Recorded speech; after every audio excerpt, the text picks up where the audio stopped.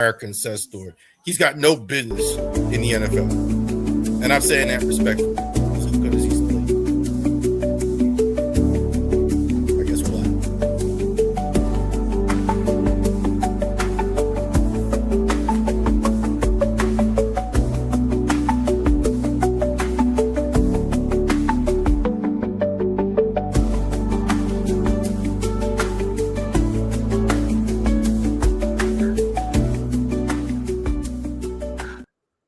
Yo, football fans, the crew back together, Open Sports Mic Weekly. We talk all things NFL Week 15, college football playoff.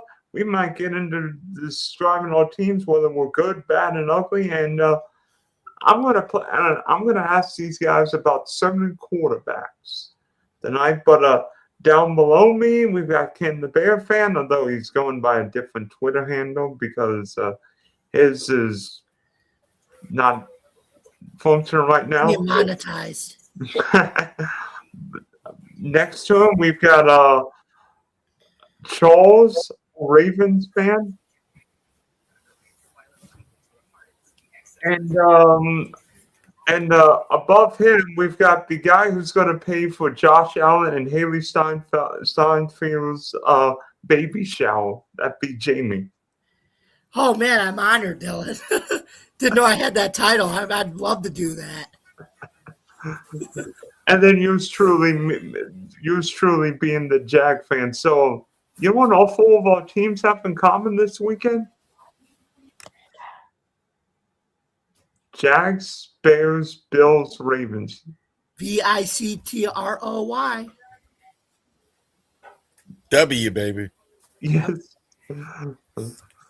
Or as your former coach, Gus Bradley, used to do, we believe in victory. And, you know, I must say, Charles, we're going to start with you because I thought Cincinnati had a great chance to beat your Ravens, and my goodness, the Bengals completely no-showed against you both, 24-0, and didn't even feel that close. Joe Burrow with an awful pick 6. I mean, was that the most Bengal-like performance we've ever seen? I thought that was the best the Ravens defense looked all season in the last couple seasons. I think it might have saved Zach Orr's job. I thought the pass rush was finally getting home for the first time in a long time. Mike Green looked really good. I thought the defense looked really good as a whole.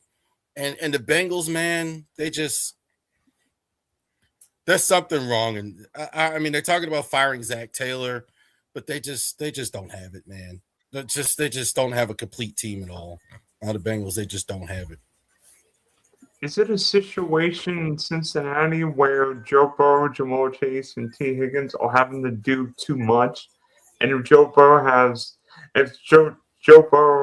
has got a bad afternoon going, the defense / running game cannot save him.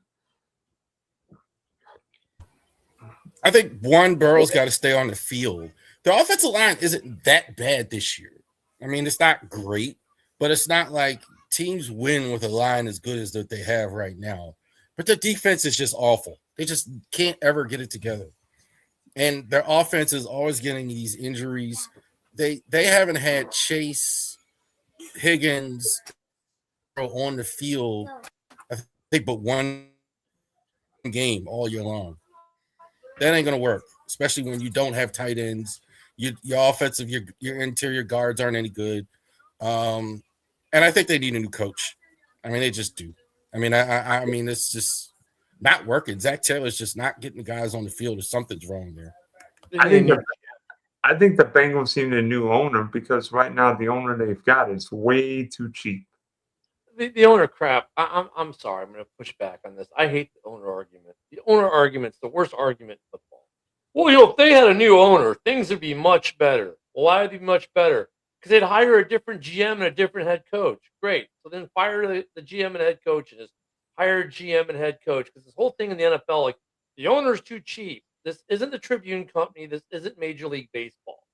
yeah, they can be cheap for a season, but then the NFLPA agreement dictates they have to spend X amount of dollars. NFL franchises spend their money. So the new owner argument is kind of there are a few cases where you say, yeah, but look at Jerry Jones. Okay, Jerry Jones is also the GM. If your owner is not the GM, then the argument kind of falls flat. And Go Pack Go says it. Packers are owned by many people, right? It's Yeah. the president of operations and the GM for the Packers. And if You're, things are going wrong, guess what? The board fires the president of operations. They fire the GM, and they go on. And honestly, Gutekunst was probably going to get fired until he made the trade for Micah Parsons, which probably saved his job in Green Bay this year. So if you look at Cincinnati, what's their issue? The GM. The GM does not draft offensive line, does not draft the defense. Yeah, great. He can get you good wide receivers and a quarterback and a tight end and a running back. Cool. But if you're not building the trenches and you're not building a defense, Joe Burrow has the most games in the NFL over the last 2 years of scoring 30-plus points and losing. The GM is the problem. Yeah, and I think your GM argument. I think your GM argument is the wrong argument when you're talking about Green Bay. That's the opposite for the opposite because there's no owner in Green Bay. The city owns the team. There is not an owner in a traditional sense of an Ursay or you know a Joe. There's a board of directors. And you got the president of the board of directors, and then you get Gutekunst. So the hierarchy is a little bit different. If Gutekunst, let's say, doesn't make the trade this year, and the Packers probably aren't where they're at. And let's say there's going to be a change, and the president of operations, he can be fired by the board, which is AKA an owner. So the board meddles just as much as an owner like Jerry Jones does, just in a different way. Because the board can come in and say, we're going to fire the president of operations, we're going to fire the GM, and we're going to hire all new people. The board can do that whenever it wants, just like an owner can. It's just with a single owner, it's centralized. With the board, it's decentralized. That's the most significant difference. And any team that has an owner like the McCaskies or the Hunt family, they can be highly involved in the team or not as involved in football operations. So if you look at the Packers ownership, the board, there is much involved in football operations as right now the McCaskey family is. And that is to say none. The president of operations and the GM, they're the ones who handle football operations. So, if we just got rid of the owner is always a bad argument to me, unless your owner is also the GM, like maybe Jerry is, or like Al used to be for the Raiders.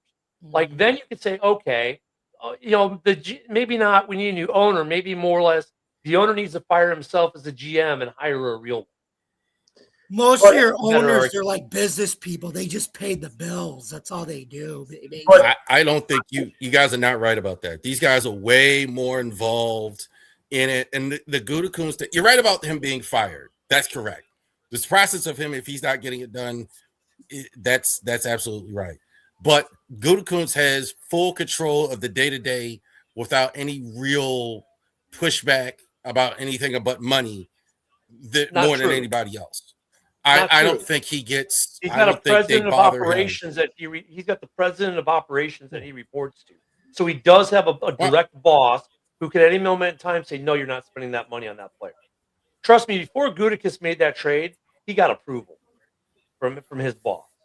And his boss has a board of directors he answers to. It's different than a single ownership situation, but not much different than, let's say, what's going on in Tampa Bay with that family. You have 7 siblings that run that organization. Now, one of them is like the Ricketts family is designated the head of operations for football there. Okay. But it's still a committee of 7 siblings in Tampa. With the Ursays, it's the 3 sisters. Now, there's one sibling who's in charge more so than the others, right? But Green Bay has a board of directors. And that board of directors has a president of operations who tells Gutekunst, you can't do that, or yeah, go ahead. So you're partially right and partially wrong. Gutekunst does have a direct boss that could tell him, nope, you're not doing that. He does. Billion. But he answers to the board of directors, much like, Ryan Poles answers to Warren, who answers to the ownership. It looks a little different. That's all. I will say this with the Bears. For whatever reason, the Bears have been too cheap at head coach. This year, they went after the guy Ben Johnson, and you could argue Ben Johnson the coach of the year candidate. I mean, Look, we didn't say Matt Nagy was the belle of the ball when he was hired. John Fox was a great football coach when we hired him. The Trestman had just won a Gray Bowl when we hired him. It's not the Bears have been cheap. It's just that the Bears haven't had a good combination of head coach / coordinators / GM all at the same time. This year, and quarterback. Right. Well, no, because that's not necessarily true either, because Jay Cutler was a good quarterback for the Bears during that stretch of period. We just like Mike Martz was not the GM for Cutler with Lovie Smith as the head coach, because Mike Martz's greatest show on turf did not work in Chicago because he didn't have the personnel group to protect the quarterback or the receiver core to do what he needed it to do. And he hated the tight end. That's why Greg Olson was unceremoniously shipped out of Chicago. Right. So there's combinations of why things work and don't work in any city. Like, why does Harbaugh work in Baltimore? Because him and the GM are linked, and he's always had good coaches in his organization. And for the most part, it's worked well. It's a combination. It's not like you get a head coach like Nagy was not a good head coach in of himself when he was the belle of the ball. Look at the organization he came from. He came to Chicago with Ryan Pace, who's a questionable GM. He's had some hits and misses everywhere he's gone. But look at the rest of Nagy's coaching staff. But Coach and GM, I'll give you that one argument because that's very, very important. I think it's fascinating that John Harbaugh, as long as he's been a Ravens coach, has never asked for more GM power. Why? He already has it. He has all he wants, right? He can pick what he wants, do what he wants. Good coaches and GMs, you're right, Charles. You're so right. The Costa take the heat, etc. If it doesn't go, you know what I'm saying? Yeah. He already has pretty much the same deal in Pittsburgh. Tomlin has as much GM power really as he doesn't need the title.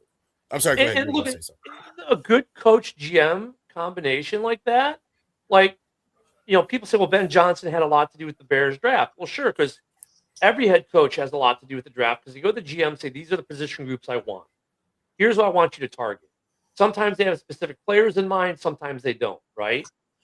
I mean, there's always a good relationship with a GM and a coach when they're in sync. The the head coach, Harbaugh, goes to his GM, says, this is what I want.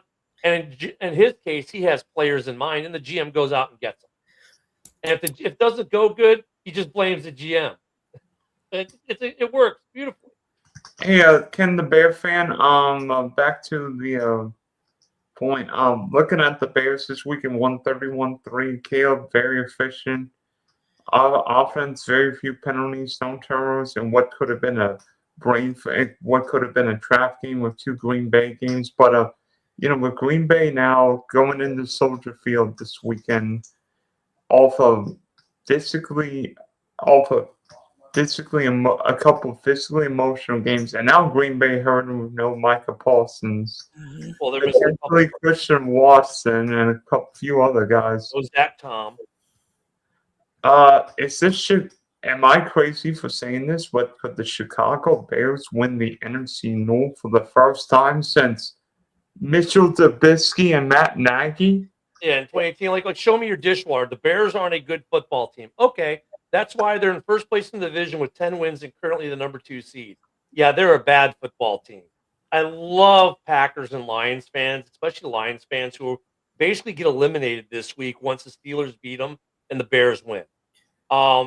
They're so bitter about Ben Johnson. Oh, they are. They're so bitter. And Packer fans still live in this world. And I get it. You were the best of the worst for like almost 3 decades, and the Bears and the Vikings would once in a while pop up, win a division, and whatever. I get it. What I'm more distraught about this week for Saturday's game is Vegas, because like you said it, Dylan. No Micah Parsons, no Christian Watson, no Zach Tom. The game is in Chicago. Guess what the line is? Packers by 1.5. I mean, really, we're getting disrespected by Vegas that much? That last game came down to the final play of the game, which was what it was, but it wasn't like, I mean, are you kidding me? And now you're taking out the best pass rusher in football, or one of the best pass rushers in football. Their offensive line, which was already in turmoil, is even more in turmoil now. And you take out their best receiver. And by the way, they're not doing too well at the tight end position either as Green Bay now, because their tight end, the one they did have, got a little nicked up in the Denver game. So I have no doubt that the Packers are going to change their strategy because they have to. But the problem is, I don't care who your next man up is, your next man up attitude is. It doesn't matter. They're not nearly as good as Micah Parsons. And oh, by the way, you have no big guy like Kenny Clark in the middle because you traded him away. And your big rusher that was supposed to be back isn't, your other rusher isn't back. What kills me about this weekend is Pack all day, go Pack, go all day.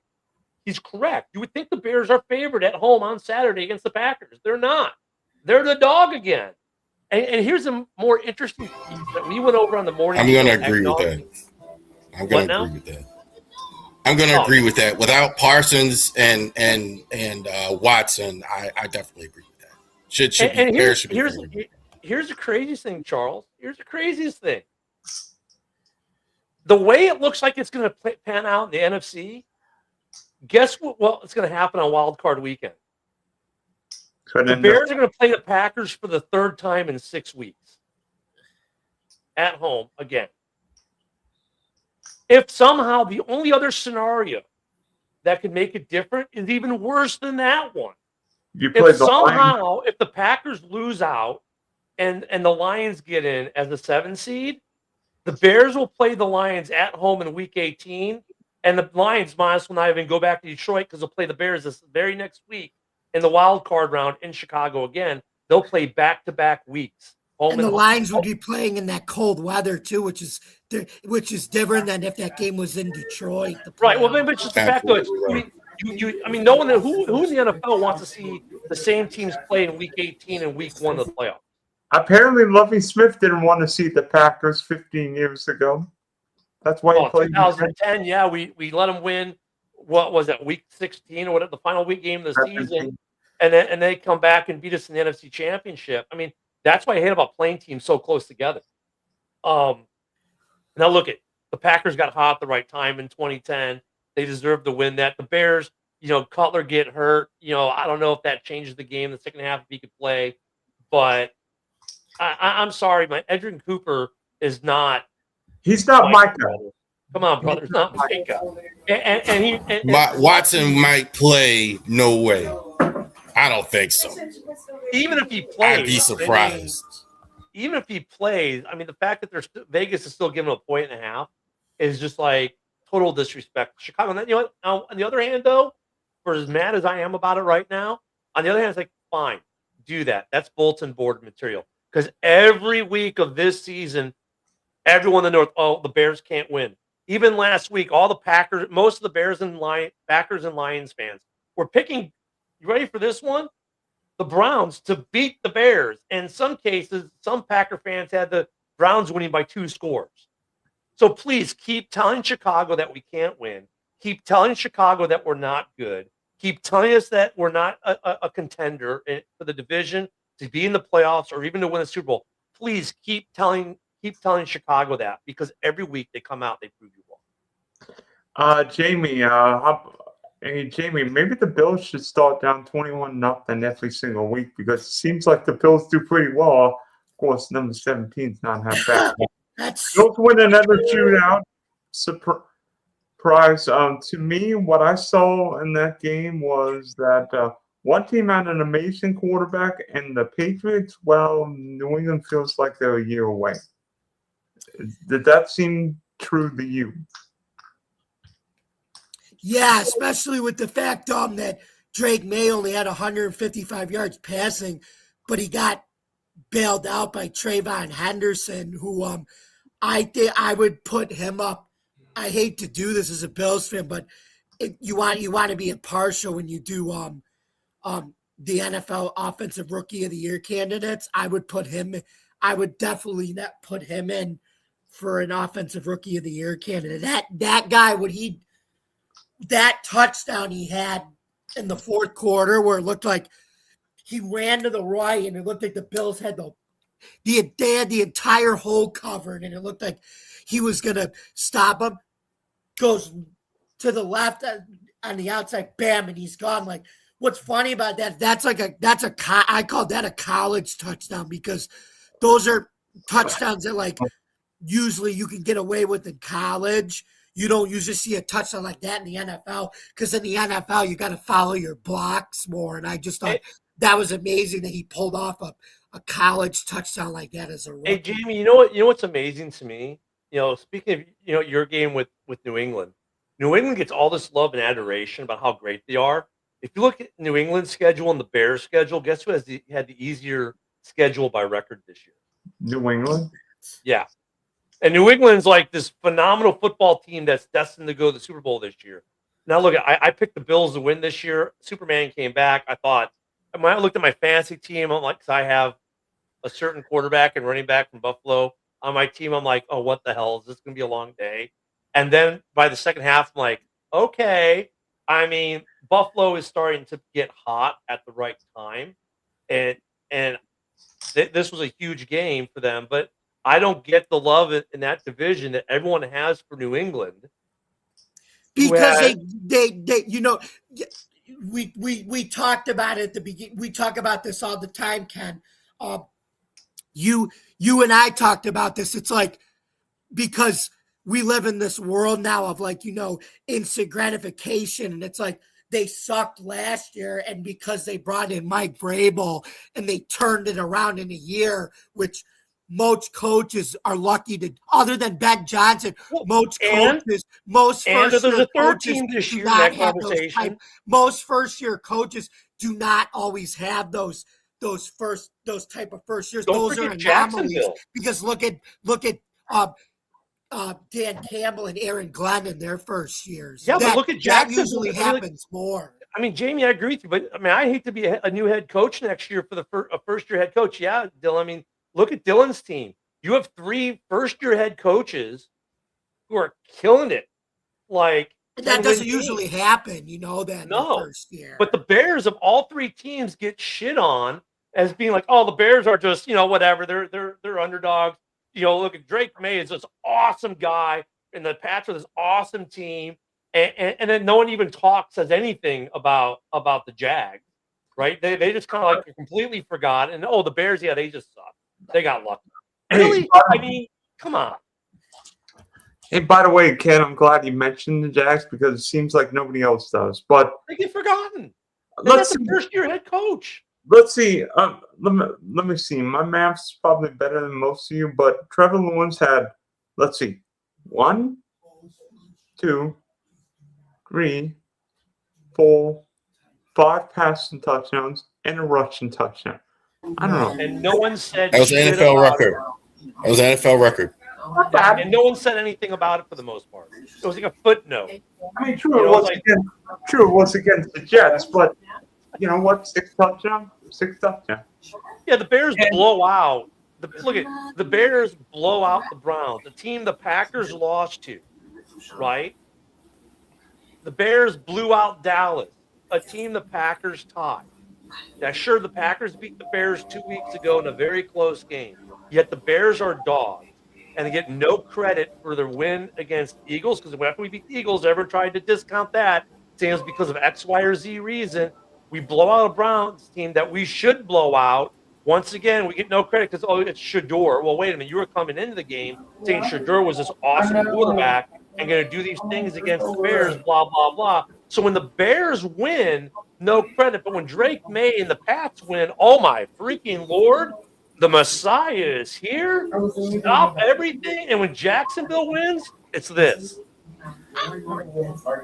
No, I mean, because, Trevor was okay 3 years ago, remember. But I'm like, this is what I hate about NFL media. It's like the Jags. If I'm a Jags fan, I'm pissed. I'm disrespected. My quarterback sets an NFL record. You don't say shit. If I'm Chicago, I'm mad because you keep disrespecting this team, telling them how they're dog shit, and they're always, the underdog, and they haven't done anything. And then if you're New England, you're feeling great, but you're fraud because you've had the easiest record of all 3 teams. I wouldn't go that far. That's farther than I go. Fraud, come on. No, they're not. That's farther than I go. Well, they're not frauds in that greater sense. Of the three teams, though, they're more fraudulent. They've had the easiest record. They've given up the biggest leads in their losses. Like, yeah, great, you beat Buffalo first time around, great, but this week you blew it. And that still came down to a game-winning field goal. It was 23-20, dude. Yeah. First New England basically won that game for 3 quarters, and that doesn't count. But Buffalo really look. That told me more about what Josh Allen is. Josh Allen is a thoroughbred. He's on the field, you got a chance. That's what happened to New England. I don't think any really differently about New England in terms like that. There are questions because I haven't been there in so long. I understand that. I feel like in a way with New England, we just play everybody eats football. That's what we do. Where I feel like in a way everybody gets a shot everybody gets an equal slice of the pie. That's how we play. I feel like in a way with New England, the Patriots, all who we thought they were. I mean, they feel like a year away. We know Vrabel, Drake May, Henderson. New England's got to get another weapon on offense. Probably need another lineman or two on both sides of the ball, and another corner opposite Christian Gonzalez. Look, why are they a year away? Why does everybody keep saying that? This AFC is not. I understand. They haven't done it yet. I mean, obviously they won 20 years with Brady, but like even though they were 4-13, that's great.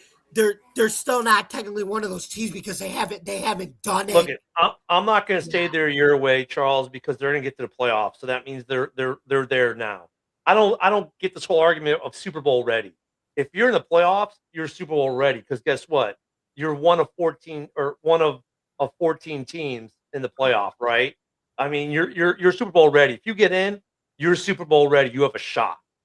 You know, now maybe there's varying degrees of Super Bowl ready, right? But when it comes terms to, I don't get that argument either. But look, you're a 3-point favorite at home this week against them. If the Ravens come out and just, let's say it's a 2-score game, the Ravens win, I would not be shocked. Because I think the Ravens are a much better football team than New England is overall. New England's been coached well. They got some good young talent. They've played crap teams. The Ravens had a crap start. With injuries, took them a minute to get it together. They did have, as most teams do, they had a misstep, right? The Bears have had a misstep or two in the last 10 games. I mean, those things happen in the NFL. There are those blips in the road, but I wouldn't be surprised if the Ravens win by a good, by 2 scores. That's a 9-point game or something. Because for me, New England, they just, when they play the better teams, they have a harder time. They're not built to that point yet with the backups, where they can rotate people through and keep people fresh, so they're going to get wore down fast. I think that's their biggest problem. You look at the AFC. How many quarterbacks now are we going to have this year that have won a Super Bowl out of all the teams? I mean, the only one is Aaron Rodgers that might be there. Like if Pittsburgh gets in. So yeah, you got Bo Nix never won one. Drake Mays never won one. Trevor Lawrence has never won one. Lamar's never won one. Who is that? Phillip Rivers. For God's sake, if they get it. Well, look at the NFC. You've only got Jalen, and you've got Stafford, and that's it. Josh Allen's been there a couple times. He's never won one, but he's the most experienced QB of the Mahomes and the Lamars. By the way, we're 29 minutes into the stream, and you know who we haven't mentioned yet? Patrick Mahomes and his torn ACL. And you know what that means for the Chiefs this year? No playoffs. Well, no playoffs. Great run they've had. They don't make the playoffs next year either. Great Travis Kelce retires. Yeah. He puts a baby in that. He puts a bun in that oven really quick. He's about to marry a billionaire. And guess what? He ain't living in the poorhouse either, though, Ken. You got to remember that. Oh, yeah, he's not in the poorhouse either, but still, dude. Come on. I mean, come on. You're going to get a job in one of these networks for sure. ESPN, when you look, this is the question I posited on the morning show. Let me know what you guys think. For Mahomes and for Micah. Luckily for them, they're look, they're gonna have either they had surgery yesterday, today, or they're gonna have it tomorrow, depending on where they're doing. They're gonna have at least 7.5, almost 8 months of recovery before camp starts. I don't expect them. I expect both of them to be on the pup to start camp. However, is it possible that one of those two or both of them are back by camp 8 months out? I think Pat Mahomes is starting week 1, 100%. I'm not convinced of that. It depends also too if they think they can win a Super Bowl next year, and I'm not sure they think that. I don't think there's any reason to rush him if you know you're not going to contend. What and about I think Micah? that could be what they're thinking. Micah, I don't think he starts week 1. I'd be surprised. Defensive players, they're going to take a little bit longer than I think quarterbacks do. So, at what point of next season do you think we see Micah Parsons and Kermit the Frog come back? They said Mahomes might miss part of 2026. I heard that on today. That might happen. No, he's playing. Wait, Micah's waiting until the childbirth of one of his kids to have surgery? Well, when's that going to happen? How long till she's due? If he waits another month, that's another month of the season he's missing. Like, if you're the Packers, you're like, go have the surgery today. And like, unless she's due this week, blah, blah, blah. Because he can have surgery today here at the Andrews Institute. He could have it tomorrow on Wednesday, be home on Thursday or Friday. So, like, when is she due? When's his wife due? I don't know. That seems weird. I have no idea. I love him. I mean, that seems weird that Micah would wait. That's just more time. So, at what point do we see Micah, and at what point do we see Mahomes? Well, it's not weird. It's not weird if your wife is 9 months pregnant. He's probably like, if she's due this week, I get it. But if she's not due for like until mid-January, why would you wait that long? Like, she's got to be due almost like any day now. I think Michael would be on the field within the first 4 or 5 weeks of the season. I think like so I'm just not convinced week 1 right away for that. Mahomes, so I don't know if that puts his recovery at about 10 months. Yeah. About 10 months of recovery. No, I haven't. No, I don't think he's got a baby. I don't think he's got a baby. Yeah, Paulson's got a youngin, like a 2-year-old, but that's it. No, he's saying that Parsons' wife is due any day now. So he's not going to have his surgery on his knee until his wife gives his child. It doesn't matter anyway. He'll be back. So we're saying 10-month recovery time for both of them, about basically around week 5 or 6 is when they come back.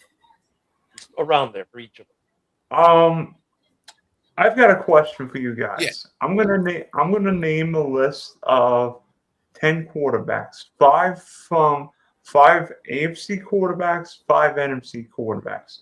I'm not going to pick Matthew Stafford or Josh Allen because that would be too easy. I'm going to be strategic with my quarterback list. MVP. And I want you to give a yes or no answer to the question. Do you believe that the quarterback I'm naming can win a playoff game, a road playoff game, multiple playoff games, or Super Bowl? We'll start in the NFC with Caleb. I wanted you to say, can he win a playoff game, multiple playoff games, road playoff game, or Super Bowl?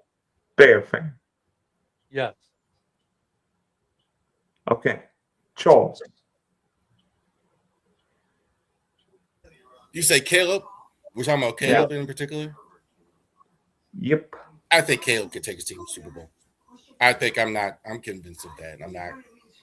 I don't think there's anything. Again, quarterbacks this year, there's nobody. Probably, I don't know if they beat the Rams, but they could. Jamie. They could take them. Hey, why not? I think he could go all the way. This feels like the craziest year. I mean, I think Caleb can I don't know if Caleb would necessarily be great in LA, but I think Caleb could definitely beat the 49ers. Heck, they play the 49ers next week. So The, we'll the, the see thing what with happens. Caleb that's interesting, and if people look at his completion percentage, which then obviously affects his rating. The asterisk I want to put by that though is this: if you watch Caleb, over 50% of his incomplete passes are throwaways. So for me, overall, he's incredibly smart with the football. Very few interceptions. Yes, 6. And then look at the one against the Packers is still mind-boggling to me as it is to everyone else, and maybe even to Caleb at that point, like why he threw it that way. And he owned it, said I should have done a better job at leading. Blah blah blah. Okay, all that aside, I think he should have ran for it and picked up. I think I thought. Look, I honestly thought you weren't here last week, Jamie. I honestly thought he was going to run for the first down. I The did camera too. view on the TV, you didn't see what was going on in the end zone. And he goes to throw the ball, and the camera pans. I'm like, what the hell is going? What the? I was like in shock. But I mean, Caleb. I think Caleb in the quarter, and not just Caleb, but other quarterbacks in this league right now. I think there's a good cause to redefine the way we look at some of these statistical numbers, because Caleb isn't the only one doing this. Okay, over about half his incomplete passes are throwaways. Like, look at we know that when a ball is obviously a throwaway. When Lamar Jackson puts it 20 rows into the seats, it's a throwaway. We know it's a throwaway. Why are we counting that as an incomplete pass? Well, what else are we supposed to call it? Call it what it is. We should track throwaways. I mean, honestly, they should track throwaways for quarterbacks. And you see it all the time where the guy throws it legitly at someone's feet. Like, and it was purpose. You could tell it's purposeful. Tom Brady would throw. Tom Pass. Brady. Let's call it what it is, a throwaway. So Caleb's not the only one. But I think why some people maybe are still out is because they look at some of the statistics for some of these quarterbacks and go, yeah, but look at that completion percentage, or but they don't. That's why I'm saying the completion percentage is not the whole story. It's a part of the story, and they really need to create a subcategory to incomplete passes, throwaways. And I think people would be shocked when you go to some of these quarterbacks and you see if you take throwaways out, the completion percentages for a lot of quarterbacks in this league go up 10, 20% easily. Next quarterback on the list, Brock Purdy. So for this question, do you think he can win a playoff game, multiple playoff games, a road playoff game, or maybe even reach the Super Bowl, which he's already played in one? I must say he's already done all that. So yes, I mean my answer would be yes. He's already shown this season. Yeah, because if he's done it once, he can do it again. I mean, look at it. Dylan, here's the problem with the question. It's not the question is can Brock Purdy do it? The question is their defense going to hold up? Or were the injuries on that team? I mean, for each of these quarterbacks, like if you say in a vacuum, could Brock Purdy do this? Well, yes, he already has. So the answer has to be yes. He's already done say it. no. I say no. He's not. He's not healthy. He's not. I don't think we're looking at the same guy. That's why in his case I say no. He's not. Okay. I don't think the same guy. I don't think he's been better lately, but still, that doesn't look like the same guy to me. So I say no. I don't think Purdy and the Niners are healthy right now. I feel like San Francisco will get exposed the next couple of weeks. It's been a great story this year. I think Robert Saleh will get duct tape and bubble gum, baby. I mean, that team is held together by duct tape and bubble gum. But what do you say, Jamie? Are you with Bear fan or with Charles and me? I think he'll win. I think he'll win a playoff game, but he might get exposed later on. Ooh. All right. Quicker this time. Jordan Love. We already know. I want to hear what Ken's going to say. Should he go first or last? We know he can win a playoff game. He went to Dallas to win a playoff game, but Jordan Love himself, yeah, he could take the Packers to a Super Bowl, but the question there is, can the rest of that team go to the Super Bowl with them? And the answer is probably, without Micah, is no. Like, Jordan's is a good quarterback. I mean, really, the difference between, look at the difference between Jordan and Caleb statistically, like, they both lead in almost equal amount of statistical categories. I mean, Jordan's a good quarterback. He plays good ball, but yeah, Jordan's capable of doing it. The question is, does he have the people around him to do it? And are the Packers going to do it? No, I don't think the Packers, as they are built right now with the injuries, are a Super Bowl are a team that's going to go to the Super Bowl or win a road game in Philadelphia or Chicago in the playoffs. But is Jordan Love capable of it? Yes, he is. The team, maybe not. I would love Jordan Love if he could get Tucker Kraft, Michael Paulson, everybody back, but that's just me. Bryce Young.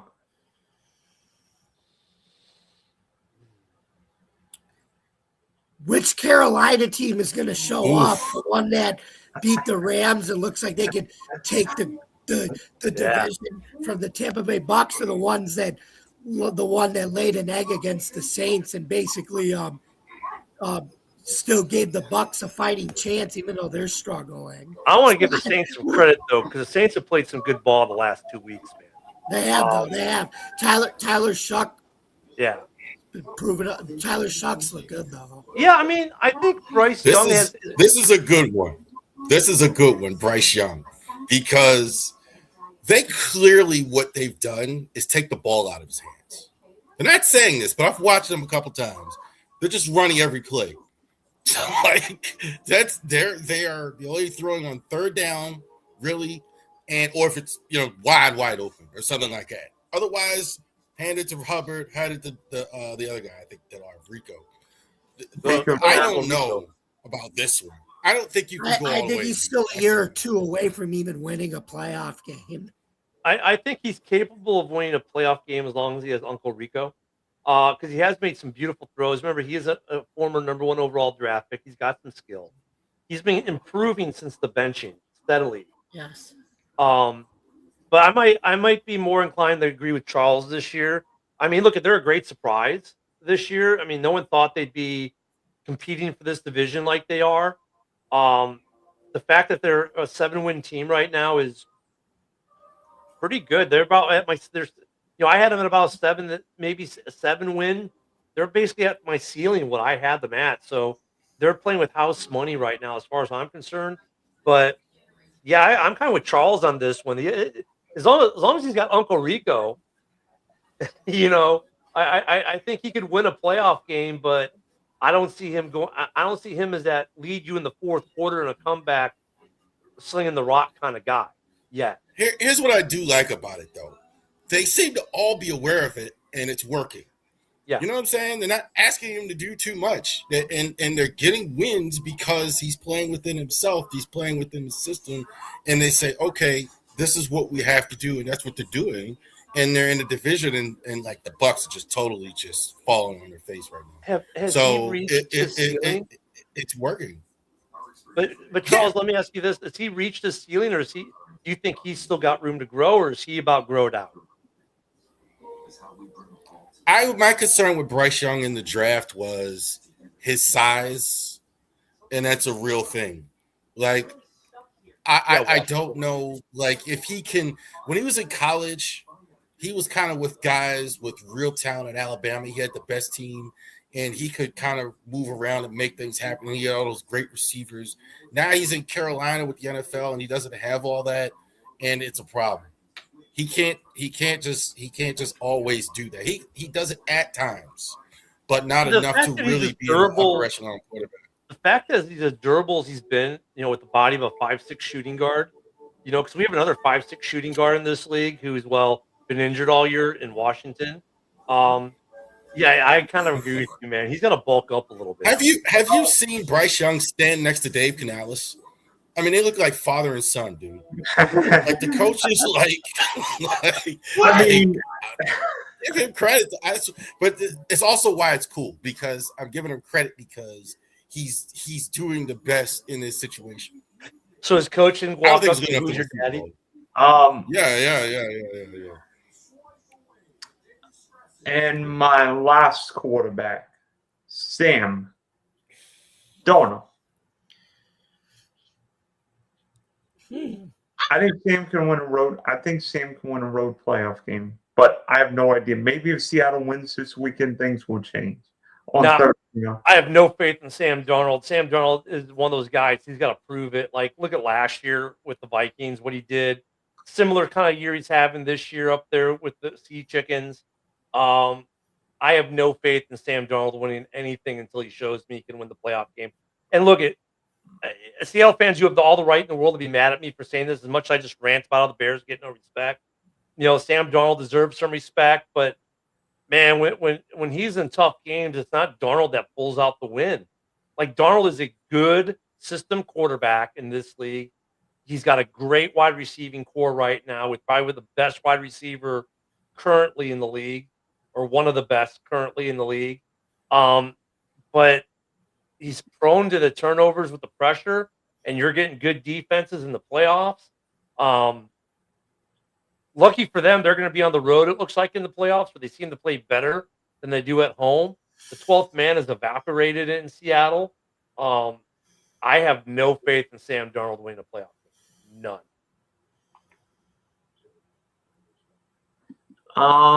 One more answer from you guys, please. Jamie and Charles.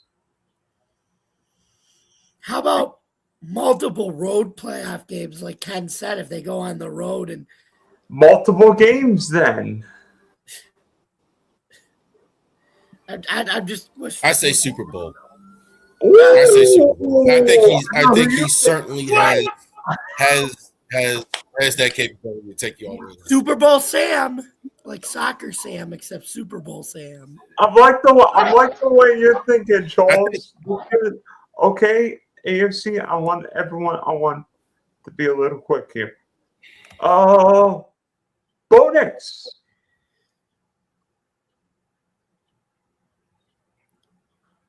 Yes, because of Sean Payton. I think Bo could end up in the Super Bowl.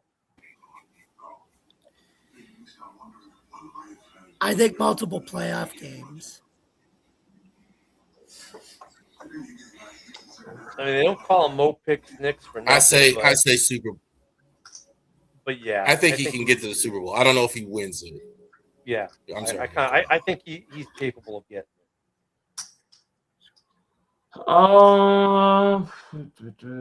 Who am I gonna pick? CJ Stroud.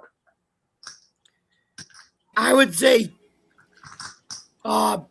Houston's defense, more Will Anderson Jr. more than CJ Stroud, because that offensive line is still freaking that offensive line is still stinky poo, man. I don't know. CJ Stroud looked fine last week. CJ Stroud in playoff games has historically not played well as a quarterback, but however, that defense is so damn good. It makes him look better. I don't know if they can get to a Super Bowl, but dude, if they're hot coming the playoffs, you don't want to play that defense. That defense is exactly. ridiculous. Hey Josh, you mentioned you mentioned the next quarterback on my list, Aaron Rodgers. Well, we already know Aaron can. He did it in 2010. Look what he did with the Packers, all road games to the Super Bowl, and then they won it. I mean, Aaron Rodgers, current, yeah, he's completely capable of getting them there. The question, though, once again, is what team is going to show up for the Steelers? Is it the team the Bears beat, or is it the team that's going to beat the Lions this week? I mean, they're an enigma. Not because of Rodgers himself. Sure, Rodgers has the capability. I know what Adams would be saying. I don't care. Mike Thomas should be fired. Yeah, that's the thing, though, Jamie. If they don't win a playoff game, if they get to the playoffs and lose, yeah, if they're one and done in the playoffs, how does Tomlin keep his job? Bring in freaking Brian Flores, man. I mean, come on. He's a perfect guy for Pittsburgh. I will say, Aaron has been better lately. Yes. If anybody's noticed, I thought his last 3 games has been really good. That game last night. Yeah. No, Miami. Hey, but remember, they got the first 300-pound tight end in the league, Darnell Washington. And that DK Metcalf touchdown yesterday, that was nice. That was By the nice. way, Miami got Jonnu Smith, the tight end, running out of the backfield. That was pretty cool. By the way, Tua looked like a Tomlin could coach. You could see the difference last night with the two teams. Tomlin could coach. Well, There's yeah. no question. Tua looked like a frozen popsicle. What has he ever not been? I mean, come on. When he beat you guys in Miami. I was at that game. But that was in Miami. Where if Miami, if it hits 70 degrees, guess what? We're in sweatshirts. Yeah, and they got that kindergarten old school touchdown song. Miami Dolphins, Miami Dolphins, Miami Dolphins #1. So what, Jamie? Miami's won a Super Bowl more recently than you. Oh wait, Miami's actually won 2 Super Bowls. You haven't won any. Yeah, you got to go. Yeah, but you got to go back to the undefeated 1972 Don Shula days. They're also. This is also the 25th year that they're either not going to make the playoffs or they have. It's been 25 years since they've actually won a playoff game, though. Craig Carton said that. Well, the Bengals won 30 years. Wow, man.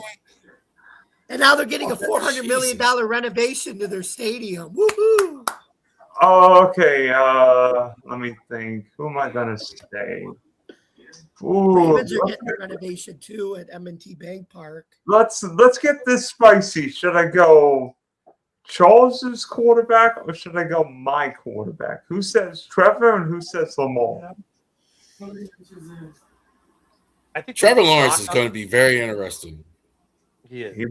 But so is Lamar. The knock on Lamar was you couldn't win a playoff game until he did. His playoff success is limited. But, man, they're both interesting to me. I think Lawrence is more interesting to me. Go ahead. No, go ahead.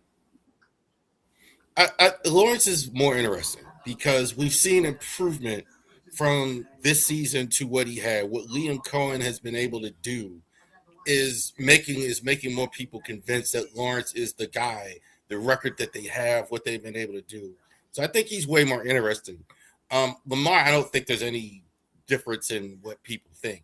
He's good in the regular season. He's good enough to get his team to the playoffs. Can he go into the playoffs and be well enough to play and get them there? I don't think it's changed at all for Lamar. So you're saying Lamar's like Dak? I think is different. So Lamar's like Dak or Cousins, a great regular season quarterback, but all bets are off. He's better. He's better. He's a better quarterback than they are, like in general. But let's not go that far. But I would say, like, he's not done well in divisional round of championship Sunday. That's fair. I mean, that's not breaking news. I mean, he's got to do better actually in the games that matter that will actually get you to the Super Bowl. Whereas Lawrence hasn't really been there yet. Can he actually get better and take his team there? I think that's an old truth. I think both guys are. And I think it's the same. As much as everybody argues with me about this, it's the same with Josh Allen. I'm sick and tired. People think Josh and Lamar are different. No, you're not. Josh has had the same problems. He's been somewhat better in the game. He's been better in the games, but he's out too. Like in the divisional round, conference round, same thing. Yeah, but you got to admit though, with Josh, he was going 2 against Burrow until this year. But with Josh, so the reason why he's lost those big games hasn't been because of him. It's because he's had defenses that let Patrick Mahomes do what the hell they want with the minute left in the game. Lamar in the playoffs hasn't necessarily always put the Ravens in the spot to win. Allen at least has, though. Yeah, I think they're different, but I don't disagree with the majority of your argument there. And Lamar and the reason I was comparing him to like Kirk and Dak is, dude, you see some crazy things out of him in the regular season. He gets you a lot of wins in the regular season, but you're right. In the playoffs, he's different. And, well, that's like, and Josh, that's a good question because in the NFC, what about Baker Mayfield? Mayfield and Herbert, I think, are kind of the same in that regard. But, I mean, back to Dylan's question, I think both guys are interesting. I think for Lamar, he needs to take that next step to cement a Hall of Fame career, and he needs to get to a Super Bowl. When you look at what's going on in Jacksonville, Trevor Lawrence was really good a couple years ago when Peterson was head coach that first year. and they had a couple years where we're like, oh my God, this guy is terrible. And now all of a sudden he's good again with Liam Cohen. So he's kind of a little bit of a roller coaster. People kind of forget that. I mean, is he capable of winning a road playoff game? Yeah, against a couple teams I can see it, but I can't see him going up to Buffalo and winning. For instance, I don't see the Jaguars going to Buffalo with Trevor Lawrence and engineering a game-winning drive in the cold and snow. Too. Yeah, I mean, so from that aspect, no. But do I see Lamar being able to do that? Yeah. Well, don't forget Lamar's in the same quarter category as Allen. Is he's used to playing in that cold weather, though. That's the thing, just like Allen is. And when you think about it, that's true maybe of like a lot of these warm weather quarterbacks. The only one who I'll give like an asterisk to is Baker. I don't think the weather matters to Baker Mayfield. Whether it's cold, whether it's hot, he's played in all of it in his career for long stretches. I don't think it matters. When it comes to Justin Herbert, I don't think he's going to win a game in Buffalo in January. He did play. Well, don't forget, he was in Cleveland. When you're in Cleveland, you get all. Right. Well, yeah, that's like Baker's played in all of them. Herbert was one. Well, Herbert was. I think. Guys, college football playoff first round begins this week. I know, Ken, you are not a college football fan, and I know you're pissed that you told me by one in Baltimore. So, but with Jamie and Charles, what's going to happen in the CFP? Because we've got games this weekend: Alabama, Oklahoma, Miami, A&M, Ole Miss and Tulane, James Madison, and Oregon. Who wins? And who ends up winning everything in Miami? Or as Linda Cohn would say back in the day, who wins the whole ball of wax?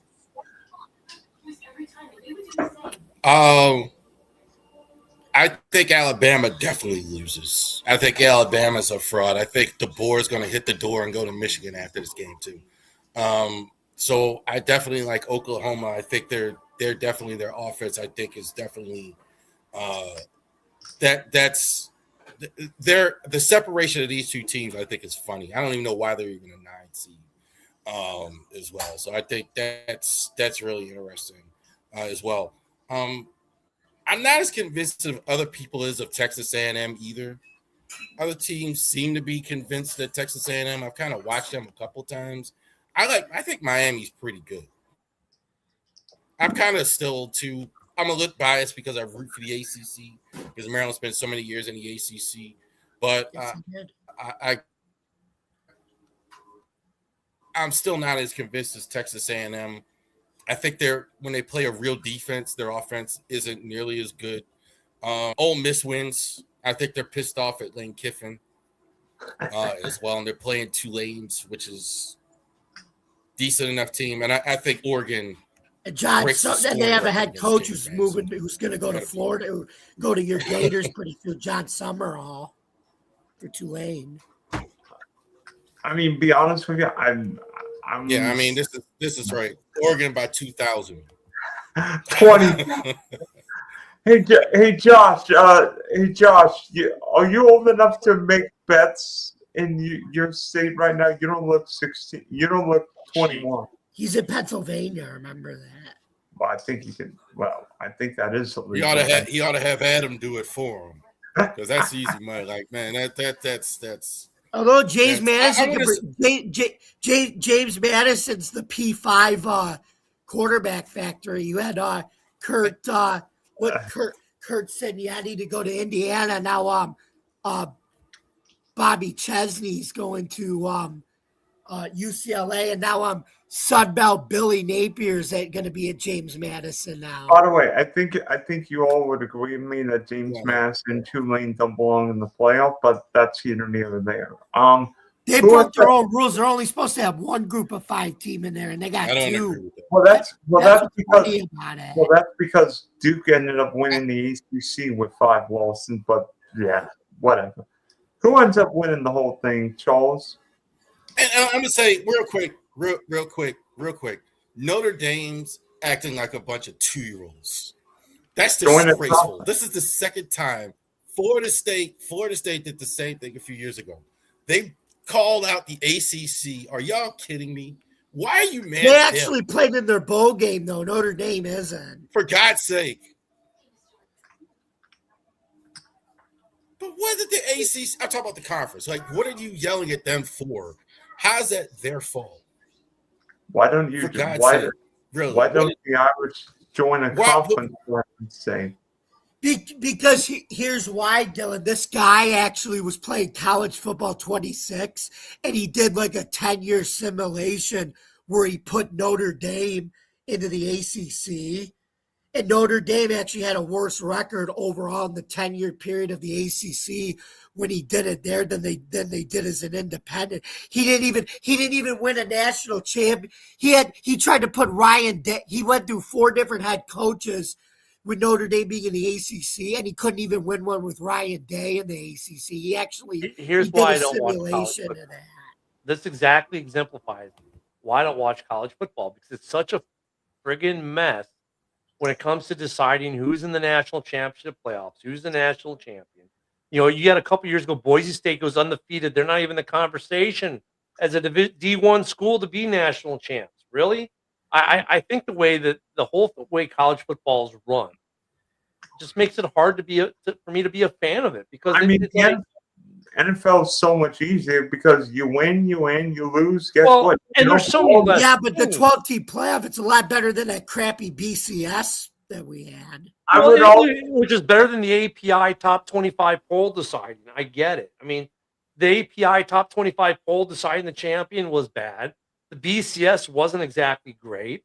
Is this new playoff better? Sure. At least it's a real postseason. It's a playoff. But no, it's not, because you still got teams who, like Notre Dame, who probably deserve a right to be in a playoff system to answer that question. You know, you've got teams that are still excluded because they're not an X conference, and there's still these political games played with it. And so, no, you're still not getting a true. I always look at the national championship in football for college as a joke, because you're not a true national champ. There were other teams that were denied even the right to play, even though they were undefeated. And there was always an excuse. Well, their strength of schedule. There's this. There's that. Like, no, no. None of that flies.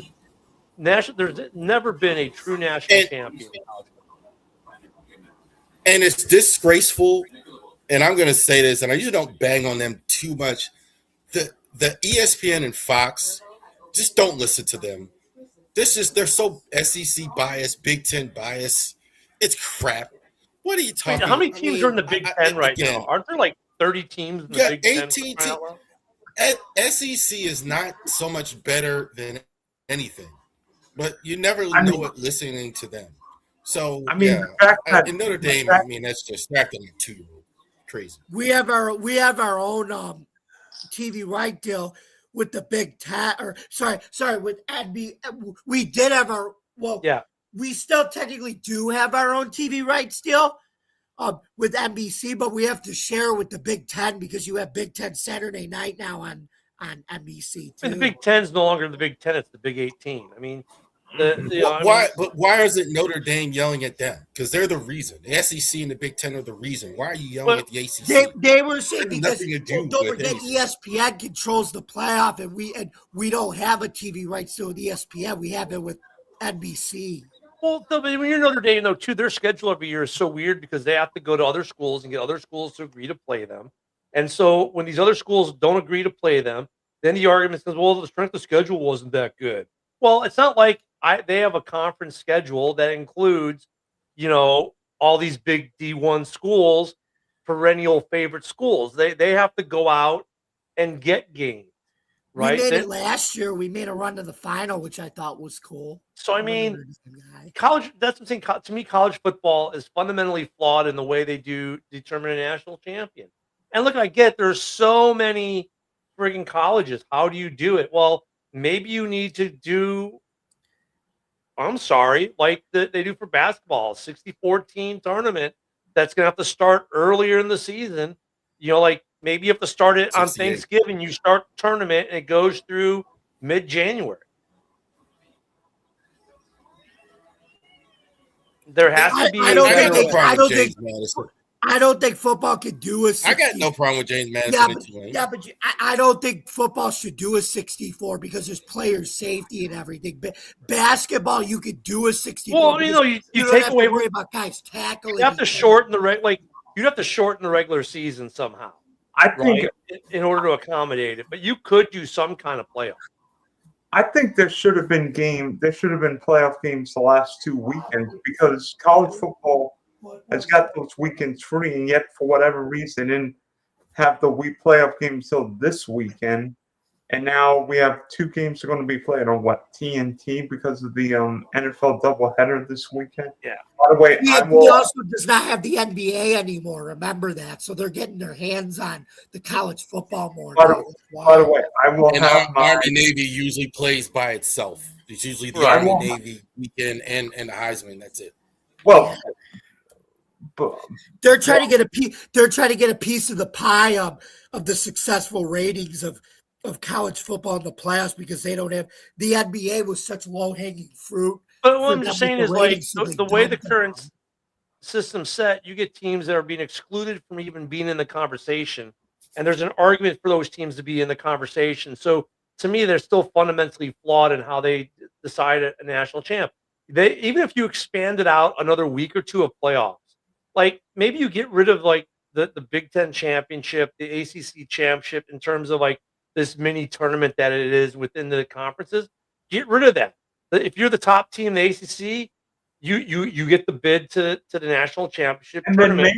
Then maybe what the conference championship game turns into is like the first 4 games for March Madness, where the top 4 teams already in, the next 8 teams battle, and whoever wins that game gets a spot in the Not playoffs. like the at large. Like Notre Dame would always be like an at large, right? They don't really have that big conference. But I mean, look at how many college football games do these kids play right now? Is it with the bowl games? They play what, 9 game season? The bowl system, I think that bowl season's dying. I think a slow death now. Oh, because but how many games does the average college football team play in a complete season now? 12. 12. There's no reason they can't go to 16. I'm not against that though. Actually, With the playoffs, kids. They're doing about 16 if they win all their playoff games. Whoever wins it, that's 16 games, I think. Or 17, yeah. So I mean, they should go. They need to make some adjustments to college football. I mean, I get that there's so many teams. I know I'm asking a lot, but every year there's teams that have a legitimate claim to be in the college football playoff that are excluded for whatever silly reason they come up with. Oh, with Boise State, well, their strength of schedule, guys are undefeated, and they won by big margins. And you're saying they shouldn't be in the conversation? They were last year because the way it was last year, if you won a conference championship, you got a first round bye. But this year they changed it to straight seeding. So By the way, Ole Miss loses the coach that had no bearing on their seeding. But Florida State, we can't put them in because they lost their quarterback, even though they won without the quarterback. That makes no sense. That was a 14. Yeah, but that's why they went to the 12 because the 4 was the. But that's the problem with college football. They went to 12. That's a problem with the college football playoff system and championship. There's too much politics and, well, we're going to exclude you because you lost your quarterback. We're not going to exclude you even though you lost your head coach. We're going to exclude you because we don't think your strength of schedule is that good. We're going to exclude you because you were the second best team in your conference, even though your team is much better than half the other teams that are in the playoff. There's so much politics and non-football related BS that determine who goes into the playoff. Mm-hmm. It's like, okay. See, I agree with you with expanding the playoff and making it a 64 team thing, but in a perfect world, it's not going to happen because you have the people still gripe about the 68 team NCAA basketball team when their team doesn't get in. So they still gripe even with that. All right, guys. All right, guys. All right. I'm gonna keep order in the courtroom. I've got an interesting question now. You got teams. In terms of legendary NFL stadiums, not college football stadiums, not stadiums in Europe, NFL stadiums only, which ones would you say or would you deem legendary NFL stadiums? Old Texas Stadium in Arlington No, was current okay. no Lambeau, obviously. current NFL stadiums, not stadiums that'll no longer being used or been torn down. Lambeau, Arrowhead, I think, first one for me. the current Highmark Stadium before that gets demolished and they go to the new stadium. That's an iconic one. That's why I didn't say that one, because that's about The to most go. iconic in the NFL right now is Lambeau. I hate to say it, but it's Lambeau. Lambeau. I think there are 3 stadiums that we could consider iconic NFL stadiums right now. What and 2 of them are in the same division. Soldier Field. Yeah, would say. Soldier. Yeah, Lambeau. Soldier Field. 22, Soldier Field and Lambeau. The third one, I'll give you a hint. No one will think about it, but when I say it, you are gonna bang your heads. Arrowhead. Nope. I said Arrowhead. Nope. I think of an older stadium. There aren't a lot.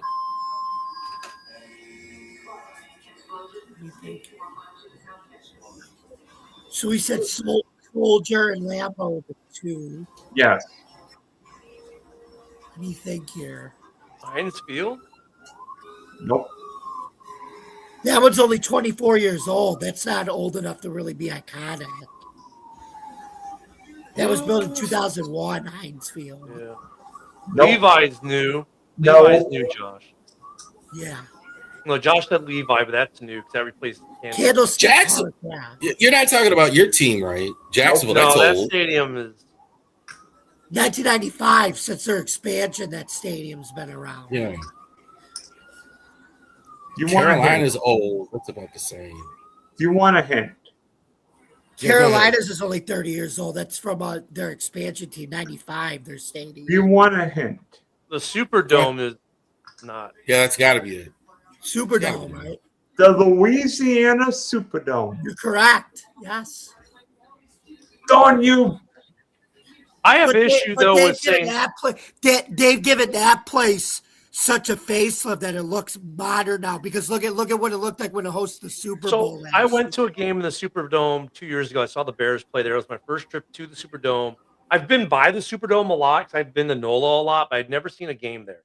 And I'll tell you what, the experience of seeing a pro football game at the Superdome was actually really cool. The way they did things, being in the stadium. My son and I were up in the upper area, upper levels, and it was good seats. We were behind the end zone, up in the 600s, but it was a great atmosphere. The dome does get loud. The fans were great. Getting in and out of the stadium was actually really easy. I can understand the Superdome, plus a lot of great Super Bowls have been played there. My problem with Soldier Field being on the list is I went to games pre-spaceship. So I'm talking like 85. I went and saw the Bears in 85 there. I saw them in 84. I saw them in the 80s. And then around 2000, was it 2001, the spaceship landed, right? Was it 2002 we played at U of I? Or 2001, 2002 we played U of I. Maybe it was 2002 we played at U of I. So I went to one of the last games in Soldier Field as it was in 2001. Right? Yeah, it was fall 2001. I believe. And then when the new Soldier Field, the facade's the same, but it's like a spaceship landing. And it's funky. Interior wise, it's really cool. They got the murals, it's a great atmosphere. The field playing surface looked good. You know, it sucks, but it looks good. But I have a problem with Soldier Field on it because it's like there almost should be an asterisk. Like the facade, yes. The rest of the stadium, not so much. the facade is still the facade. It's iconic. But then when they landed the Super Bowl in the early 2000s, the spaceship in the early 2000s, for me, it kind of ruined it a little. You know what I'm saying? I haven't been to Lambeau yet. That's one of the places I've been meaning to go to. I just haven't gotten there yet. I've had a bunch of friends, obviously, who've been to Lambeau. They've all told me, great things about it. So I want to go see a game at Lambeau. But I've been to two of the three. I would definitely agree on the Superdome. With Soldier, I kind of give it a little bit of an asterisk because there's Soldier Field pre-spaceship and post-spaceship. They were different. I think Arrowhead too. I think is up there as far as being an iconic. I think of all the teams in the league, that's a sea of red. So many because of the finances of people nowadays. You see this team and this team and this team and this state. I watch a game in Arrowhead and I don't see whatever other team they're playing. I don't see any of that. They're all Chiefs fans. I got to defend my honor, though. I just think it's too bad this is the last year.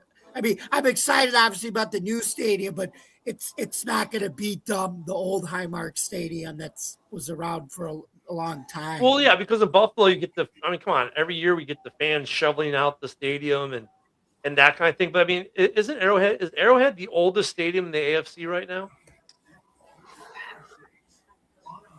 If it's not, it's got to be the closest. Arrowhead, I think, is older. Because it was the Bills, it was 1973, and remember the Chiefs were in the That's what I'm saying. Like remember, Arrowhead and Highmark were built because their AFL stadiums were too small. And actually, you think about Arrowhead too, and Charles, great call, man. Because I think it should be in the top 3 somehow. Because, dude, if it's Sammy, I might be wrong, but I think it's the only stadium where the owner's living area, home, is built into the stadium. Like that stadium, it actually has a house in it that the Hunts lived in for a bit. Like the Hunts legit have a house, apartment, if you will, in that stadium. And then the other thing about Arrowhead, now this is outside of Arrowhead, but that whole tunnel cave system that the Chiefs have in Kansas City is just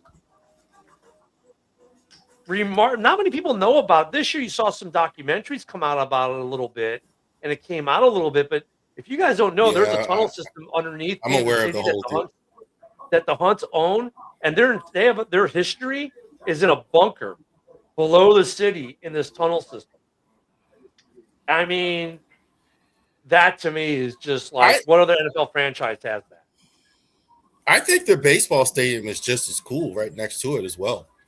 Like as far as like it's built in the 70s, I think Royal Stadium, Kauffman Stadium, it's always been very. Well, for baseball, I mean, look, your top 2 got to be Wrigley and Fenway, and then after that, that's where maybe you could throw in KC, or you could throw in the Dodgers with Shea Ravine.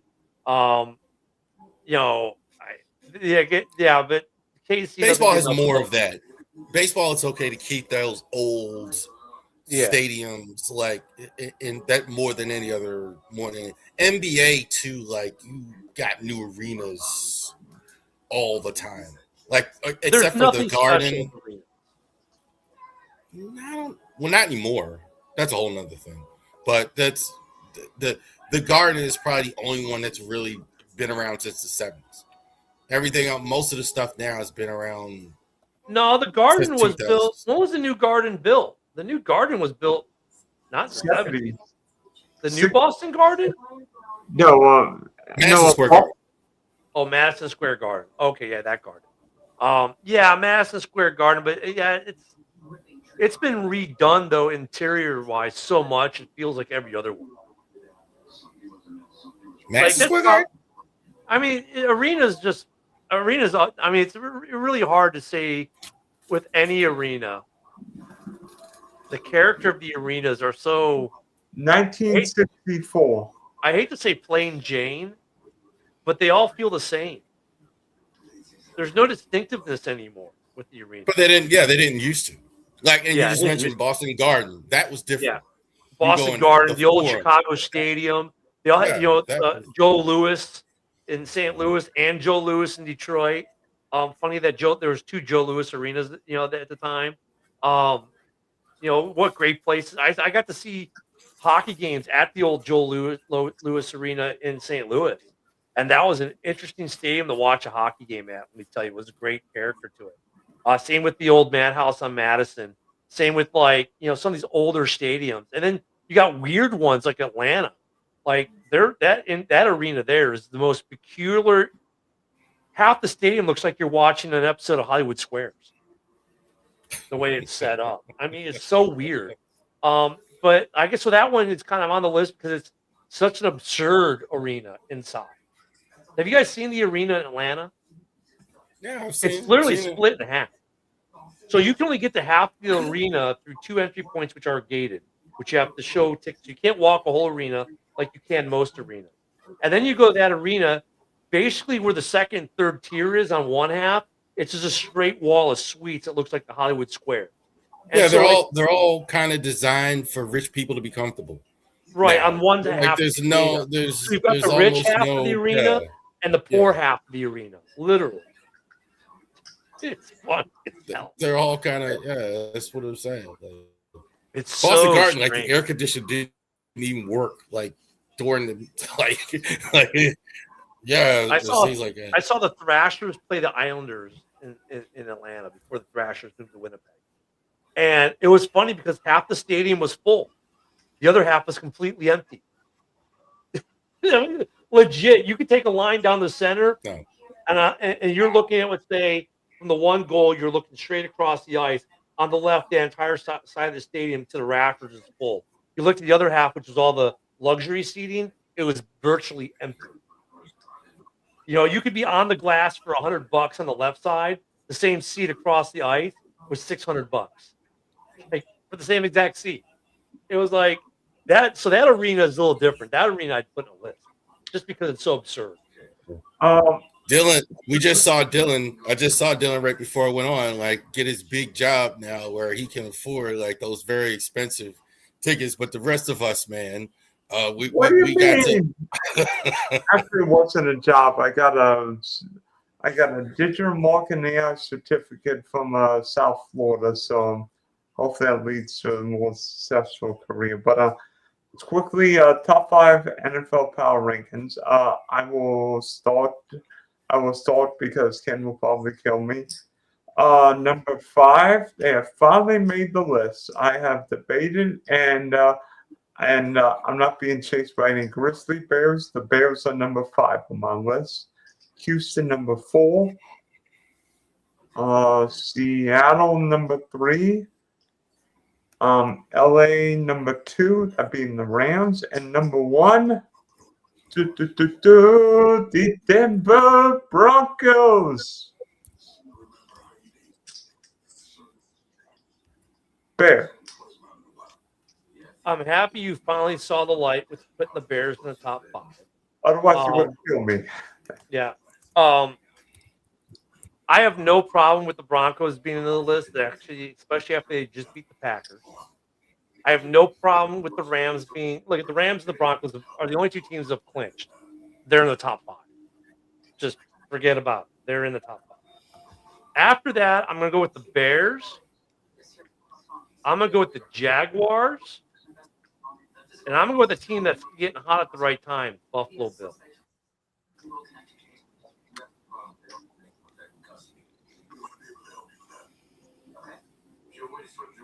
That's my top 5. You 2 knuckleheads. I'll start as the first knucklehead. All right, so I'll go top down. I got the Rams 1. Rams are really good. They've been really good. I think the defense is outstanding too. I think like the names you don't know. I think the only reason the people aren't talking about it because they only have Pro Bowl on that side as well. Broncos, I think too. Bo Nix is great in the fourth quarter, guys. Bo Nix is good when it matters. He's not good the whole game, but he's good in the fourth quarter. So definitely there. I got to put the Bills ahead of the Patriots, so they're 3 and 4 because the Bills did win. Josh Allen's just a thoroughbred, man. Like he's just that's what I saw. He just willed that one as well. New England, I'm gonna drop him a bit because I think New England is still pretty good. Um, they still may have the number one seed overall as well.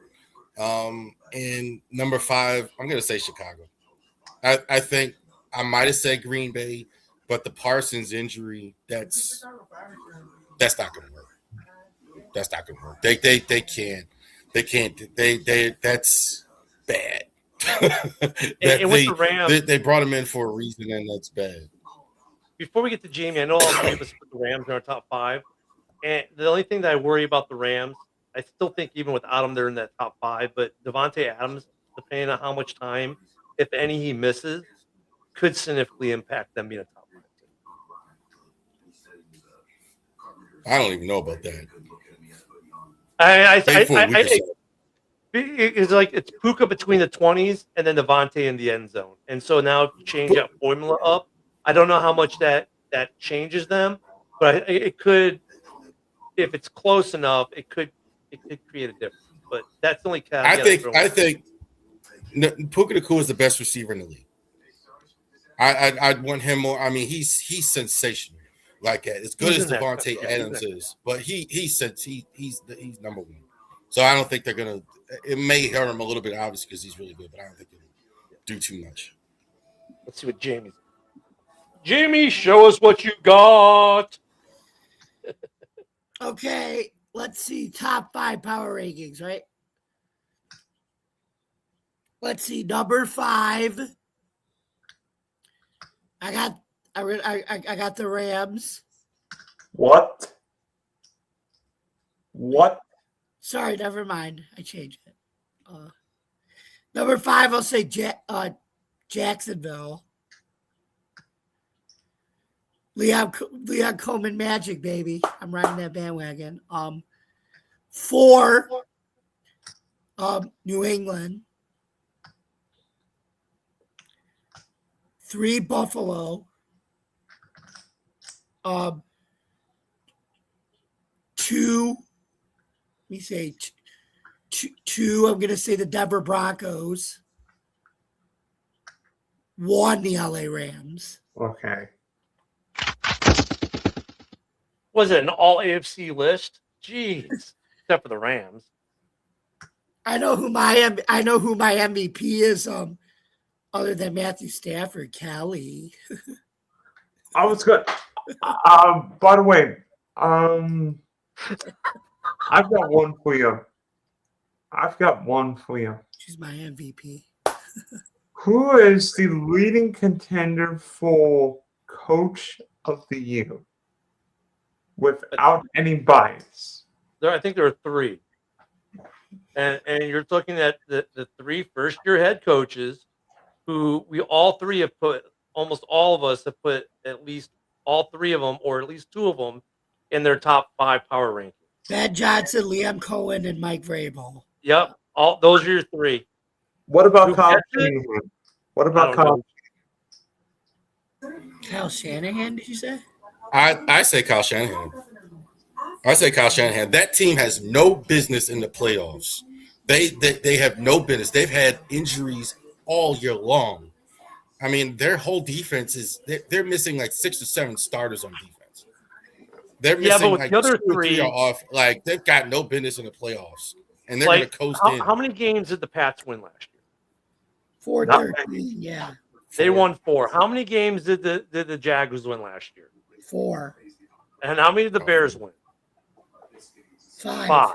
And all those teams are going to be 10, 11, or 12 win teams. Those head coaches are definitely in that conversation. Right. And look, if you end up in a situation, let's say the Bears get the number 1 seed, and let's say the Pats get the number 1 seed. 2 of those coaches took their teams from worst in their division to the number 1 seed in their conference. Dude, that's where it's going to be a battle between those guys. I think those 3 first-year head coaches, those 3 brand-new head coaches in those franchises, with such a dramatic turnaround, that they're the 3 big talk. Kyle Shanahan,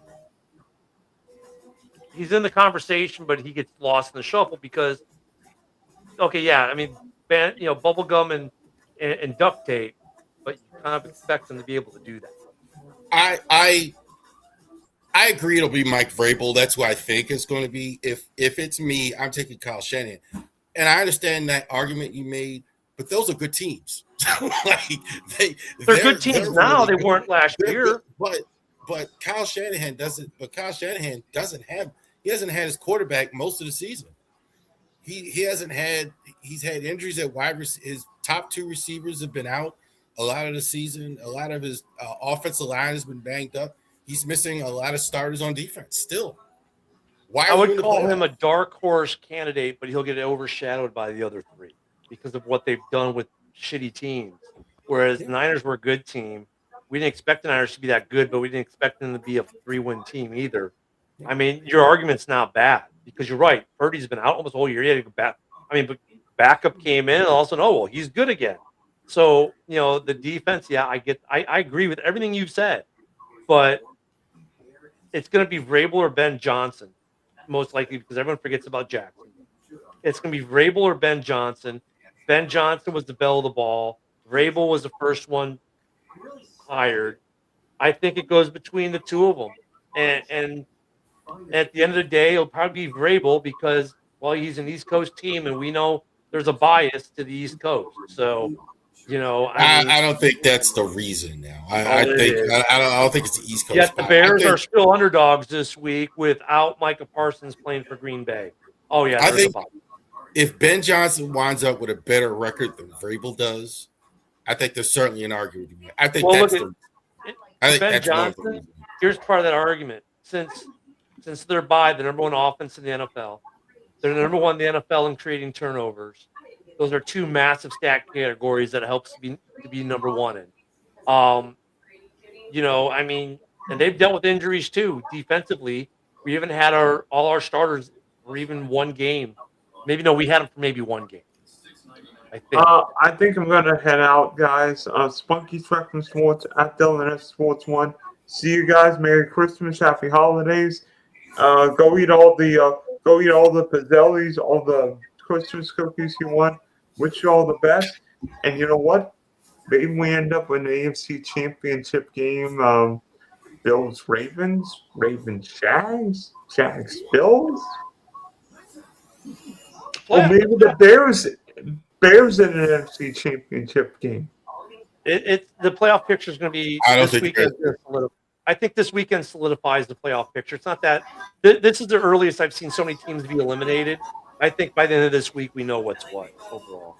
Wait a minute. Who did? Huh. Wasn't me. Not me. Can't be me. Oh, Jamie, can you fix this on the bottom there? Fix that so we're not 3 little dots on the side. Or Rav, Charles, if you can.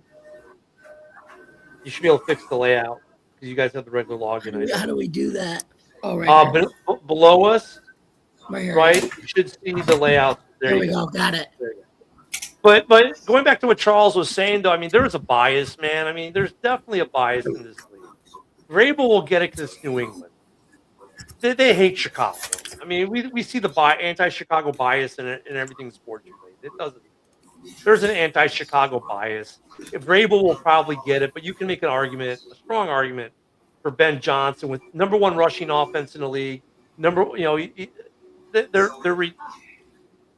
He's done more to that team than Vrabel probably had to do to New England, but Vrabel will probably get it. They both had weak schedules. New England had the weaker of the two. But yeah, Ben Johnson might be the best coach in the league. I mean, you're not going to get me to say that he's not. I mean, like when I do my top 10 list, top 10 coaches, I mean, I think Ben Johnson needs to seriously be in consideration for that right now. I mean, so I agree. I'm not arguing that. I just think when you have an award like that, the better record will win out, and Vrabel has the best record. I don't think it's because. Well, yeah, but they also had a weaker East schedule. Coast bias. They had a weaker schedule. They did have a weaker schedule. Yeah, but they were in last place. Well, so were the Bears. That's why they had a weak schedule. The Bears are in a tougher division. we So didn't get the Jets that's why twice. they were tough. We didn't get the Jets twice. You know what I'm saying? I mean, but yeah, I mean, I don't know. It's I think there's a lot of politics in that award, but I think the three coaches that get looked at are going to be the three first-year head coaches who all have their teams going to the playoffs. Or Jacksonville's close; they're not in yet. But Jacksonville, I mean, they're a 10-win team. The Bears are a 10-win team. The Pats are 11-win team right now. Uh, yeah, I mean, those are your three guys, man. Those are your three guys that you're looking at for coach of the year, probably, to be honest. Liam Cohen's a terrific coach too. Liam Cohen's He a is. terrific coach. And I he think gets- it's kind and he of the gets- same. I do think you're probably more right with him. I think Jacksonville just goes under the radar more, and I think you see them less on a national level, etc. So I think that's more of an argument there. I've The never MVP bought the whole East Coast bias. Is the MVP never- race down to two quarterbacks? Is it down to Allen and Stafford? I think Is that the Stafford whole for race me. right now? I think for me, Stafford's the MVP. Yeah, I do think it's the two quarterbacks. I do think it's Allen is there. I think Drake May kind of blew his shot there. I think I think like had they been able to win that game, I think he'd still be there. But but Josh Allen's just a whole nother level. I mean, he's just. I think Caleb was in the He's just a conversation. thoroughbred through and through. I never Caleb saw somebody with as much talent as John Elway had until I see Josh. If Caleb would have connected for a touchdown in that Green Bay game instead of interception, I think there'd be a pretty strong case for him. But you know what though, Josh Allen's had some games where he was. Stafford's been the most consistent of the two, but I think it's a two-dog race. I think it's Stafford and Allen, and it's rare to get repeats. I mean, Rodgers did it, but I could see it going to Stafford. I so could see it going to Stafford. Better record. Once again, the better record. I want to talk for a few seconds about Philip Rivers. I want to talk for a few seconds about Philip Rivers because on my channel I cover big five big games that are not Raven games. And how shocked were you how good he was in this? I was really surprised how good he was. I wasn't completely wasn't fantastic, but he just really came off the couch. Literally. Well, yeah, but he did and he didn't. I mean, look, he's coaching high school football about 30 miles from him. He's throwing the rock around at practice with his kids. He's sitting in the weight room with his kids. It's not like he retired and just sat on the couch. He's hitting the weight room. He's doing football activities, granted at the high school level, but he was doing some type of football activity. I mean, I don't think he was 100% there yet, but man, I said on the morning show on Sunday we have the Red Zone rant, and I commented on there. I said, look, the upset of the day could be Philip Rivers winning, and they all laughed, oh, you're delusional, this, that, and the other. Yet that game came down to the very end of the game and trading field goal. And Rivers put them in a position to win. I mean, seriously, if the Colts defense could have held the line. And he played better than Darnold did. Yeah. So, I mean, and look, the Colts aren't out of it yet. The Colts still have a pathway, even though it's a lot harder now. But I wasn't completely shocked. I mean, the dude mentally is there. The physical, I knew he wouldn't be there totally physically, but I didn't think he'd be like, I've been on the couch eating Doritos and drinking beer bad body-wise. You knew he did something with it, because he's been doing football activities, at least as a coach, to some degree. Mentally, you knew he'd be there. Though what perplexed me even more, though, was just the fact that you are a semifinalist to go in the Hall of Fame this year. And now you pushed your clock back 5 more years to try this. I mean, dude, that's just crazy. But you know what, though? I don't think he hurt his chances. He gets his pension and insurance and all that for a lot longer now. He beat the clock, so now because it was about to run out, and now he gets to keep going because he just played. Well, there's that, but I don't think he hurt his Hall of Fame chances with this game. I think he may have helped it. As good as he looked, no, I think he might have helped his chances in the future. more than hurt it. It'll help a lot. It'll help a lot because now his name is back out there. Now he's not forgotten. Now there's another group of people that have seen him play. If by some miracle if he gets into the playoffs, and God forbid he wins a playoff game, oh God, he's a surefire. Now here's a question. To me, I don't think there's a question anyway. Does he come back? I mean, the only thing, no. I'm not saying no because he's not capable. I don't think he wants to. He's doing his high school season is over. Like you said, he's a little bit away. He's, why not?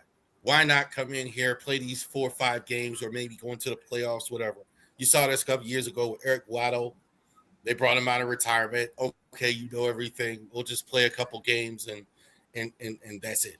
So I don't think that he has any delusions of playing a whole full NFL season, unless he wants to sit the bench.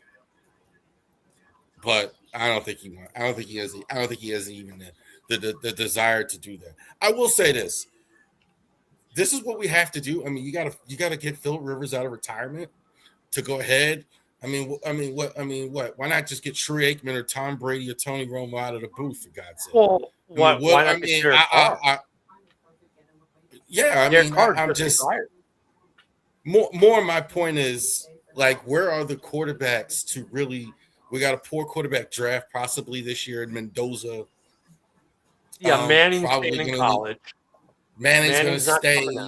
Lenore Sellers is staying too. Sellers is staying.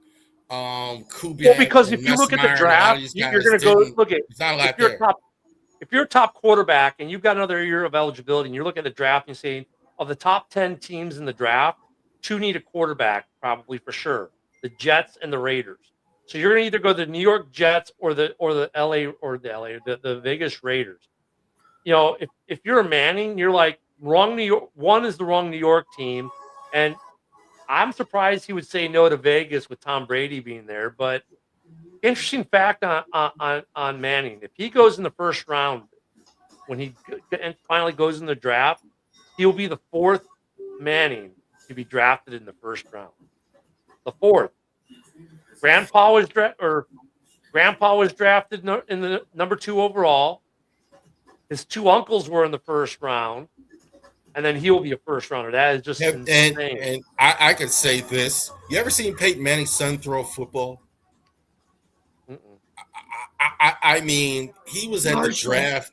Marshall Manning throw a football. I mean, he was throwing balls. I mean, I'm not kidding. Those things looked like NFL player was throwing. He was where is he at the grade wise? It doesn't matter, dude. He'll be drafted. I mean, unless no. I'm saying like where is he at in terms of school? Like, how old is he now? Oh, he's like in 9th grade or something. So I think he's still got a few years away. So he could be the 5th Manning. Oh yeah, he could be the 5th Manning that'll go in the first round. That's insane. Arch is not ready to start in the NFL. I think he could be. I think there was way too much hype, but Arch is there. Arch is going to make $8 million. Arch is probably going to be the highest paid player in all of college football. Dude, he's got a national ad campaign. Yeah, he's already got a national ad campaign right now. He's going to be how many college football players have a national ad campaign right now? Yeah, I mean, so that's I think Mendoza goes to the Jets, and there are going to be a lot of teams need a quarterback. I mean, Tennessee's talking about moving off Cam Ward, but for what? Who's there? There's nobody. Yeah, there's nobody to take. Yeah, Cam Ward's not their issue. I mean, Cleveland's talking about bringing back Deshaun Watson. That tells you all you need to know. I mean, that's just. Look, if you look at the bottom team, the Giants aren't drafting a quarterback. Dart's going to be their guy. The Titans have Cam. Vegas needs a quarterback. Arizona, there has been some scuttlebutt that they might move on, but they'll probably keep the Keebler out. The Browns, good question, but I think a lot of people think Shador is going to be their guy. The Jets will probably get a quarterback, which I feel sorry for Justin Fields in a way. The Commanders don't need a quarterback. The Saints don't need a quarterback. The Bengals don't need a quarterback. No. Saints need a quarterback.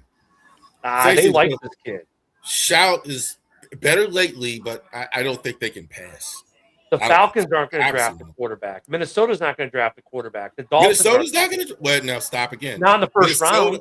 Minnesota's not going to draft a quarterback. They're not. Well, no. when I say not drafting a quarterback, I mean they're not looking for a guy to replace JJ this year in the draft. They're not taking a guy in the first round. The Dolphins aren't looking to replace Tua in the first round. They might take a guy in the third round, maybe late second round, but they're not looking for a new starter next year. I'd argue with you with three of those. Minnesota's definitely needs to start looking. In Miami, that's a little more arguable depending on if they get a new coach. They love JJ. I think. Look, I agree with you. Look, I don't disagree with you, but I talk to Vikings fans daily. Vikings fans are like, nah, they're going to give JJ another year. So next draft, when Arch does come out, that might be the draft if JJ doesn't show that he's the guy. Because right now it's like, yeah, but he hasn't played that many games. It's exactly, he's not durable. He's not a durable NFL quarterback. And in fact, I think Washington, depending on how next year goes, the Commanders might be looking for a quarterback. Whereas all the hype Jaden Daniels gets, he's not durable. And what I don't get is why GMs don't think that this guys who have injury issues in college are all of a sudden not going to have injury issues in the NFL at any position. I don't care what they just always, if you're not durable in college, you're not going to be durable in the NFL. Certain teams may not have a choice.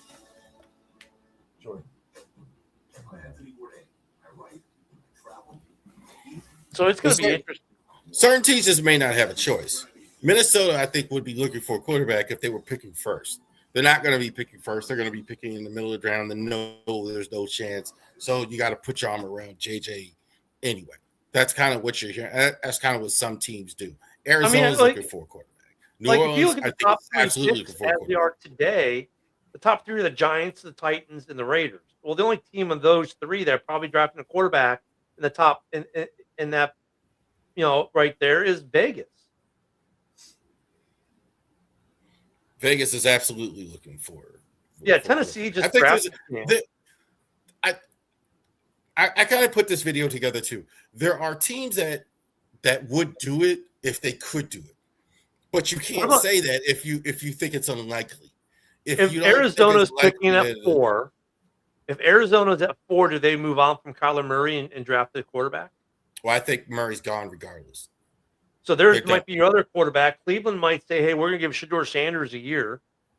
And then the Jets are stuck right now without a quarterback again, so they have to go with Justin.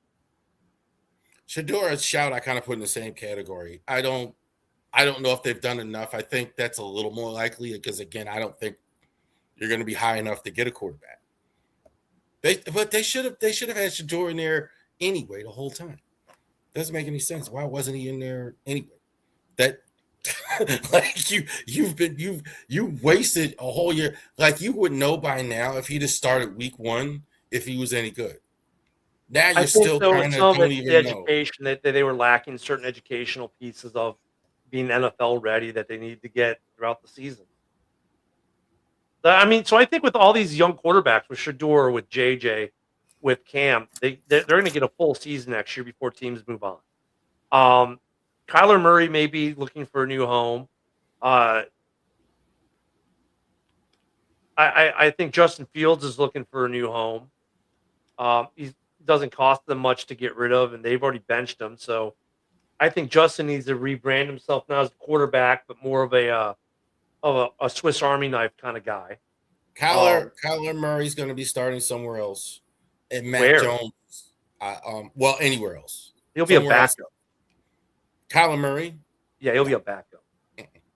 I think he's going to be the top guy that teams want that don't get a quarterback in the draft. So what? Nola? Something like that, yeah. Something like that. Some team like New Orleans or New York or somewhere like where they can't. Where if you don't get the number 1 pick, you're looking at a Kyler Murray. I think Mac Jones is going to be the bridesmaid there. Mac Jones, I think, is probably done. Now I don't know if that's a good idea, like Kyler Murray, but I think Mac Jones probably he'll be less expensive. What if Mac Jones went to the Jets? Wouldn't that be interesting if Mac Jones went to the Jets? That will not work. That would be interesting. That will not work. I think like Mac Jones is Kyle Shanahan can make anything look good. Kyle Shanahan, it doesn't matter who it is. What if Mac Jones went to the Vikings to be the backup there for JJ? And if JJ doesn't work, Mac Jones just takes over. Who? Mac Jones. Who? And the Mac Colts. Jones. Who? And look at the Colts need a quarterback because Indiana Jones is going to miss probably the first half of that season, or at least the first part of that season with that Achilles. So Mac Jones, could you imagine if you have Jones in Indy? I think there are and I think Colin Murray there too. That's exactly what Chris Ballard would do, provided that they don't fire him, which they should. But that's exactly something like a veteran quarterback like Chris Ballard. That's Chris Ballard written all over. We're almost at 2 hours here. I don't know how long you guys want to go. Because me, I can go as long as you want. No, I got to go here. Go ahead. Let me ask this real quick before we go, because we got big games this week. Here are the teams that are still in the hunt that don't currently have a playoff position. Okay. And I want you to tell me who is officially eliminated from the playoffs after this week. So in the AFC, you've got Baltimore and Indy are on the outside looking in right now. Right? Which team gets eliminated from playoff contention this weekend? Or neither? The Ravens won't be eliminated because I think they'll still be in it because I think they could still win the division. The Steelers-Lions game is huge for them, depending on what happens. So I don't think the Ravens will be eliminated. Okay, what about Indy? I think Indy's probably more likely to be eliminated because I don't think they win any more games. I don't think they win any more games. I think they could be eliminated. And I don't think they play the Texans. They play the Texans to find. Yeah, they got the Niners, the Jags, and the Texans. So that's going to be interesting. And the NFC, the Panthers don't count because it's either going to be Carolina or Tampa. Whoever wins that division gets in. The other two teams that are on the outside looking in are Dallas and Detroit.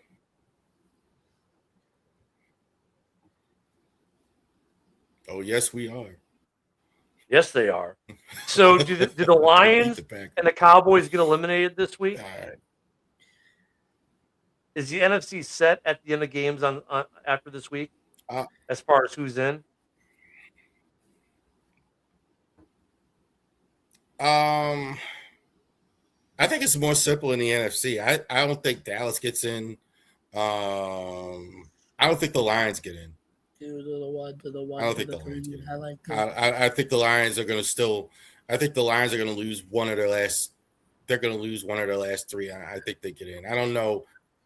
I do believe they'll beat Pittsburgh, but I'm not so sure about the Lions. Interesting scenario in the NFC. If the seeds stay as they are, if the Bears are the 2 seed, here's what I hate how this works.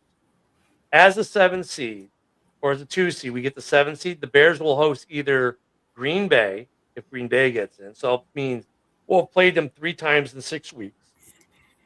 Or if Detroit somehow overtakes Green Bay and gets in, we'll play them in week 18 and then the very next week in the playoffs, back-to-back games at home. I hate that. I think it's fine if you know, because you could kind of not. That's almost a thing where you could kind of not show too much or do too much in those games. I think that's fine. I think if you don't know, that kind of sucks because then you can't really. Then you get them a free shot to look at you. Yeah, especially if you're playing for the number 1 seed. You're playing for the number 1 seed and then maybe kick them out so the Packers get in, but then the Packers screw up and lose to the Vikings and the Rams once they retain their number 1 seed. And now even though you won, you kind of, it's just kind of like. I don't know if that helped Detroit last year when they had to do that with Minnesota in the last game. I think that kind of hurt them. It's just kind of. They won, but it just. Yeah, then you get the whole thing. Does the bye kill your momentum? Does the bye week kill your momentum? Is it a good thing or a bad thing? That's an argument for another day.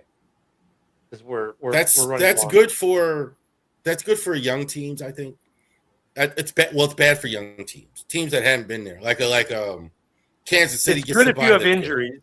It's good if you have a lot of injuries, maybe. But what does it do to momentum? That's a discussion we can have another day. Because we're almost at 2 hours. I know you guys don't want to be up here all night talking. All right, so go ahead, tell us, Ken, where the people can. So right now you can get me at Talking Sports 18 on X. You'll see it as Ken the Bear Fan 2. Because in over 3 weeks since my account's been hacked, I've had, you ready? Guess how many replies I've had that were not automated responses from ex customer support. I saw the exactly video. zero. I saw the video. Yeah, I saw your video on Rumble. Yeah, so it's still zero. Ridiculous.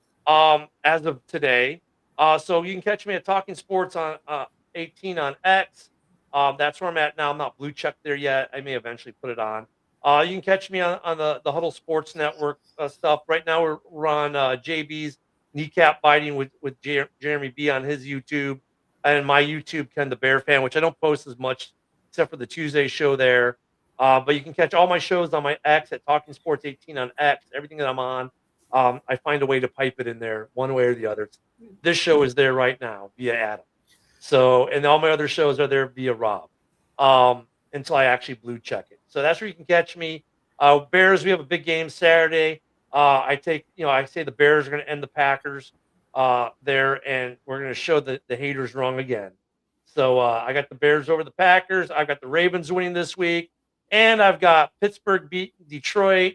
And you know what? I'll even throw. I don't even care who they're playing. I'm going to give the Bills a win. So that's where. And even though Dylan's gone, wait, is that who the Jags play this week? I don't know. Off the top of my head, I don't know. No, the Bills play Cleveland. Yeah, so the Bills are going to win. And you know what? Let me see if I can give the Jags a win this week. Let me see if I can give all the panel members a win this week. Mm-hmm. Yeah, they play the Broncos. Ooh, that's gonna be a good game. So yeah, that's where I'm at. Jags and Broncos.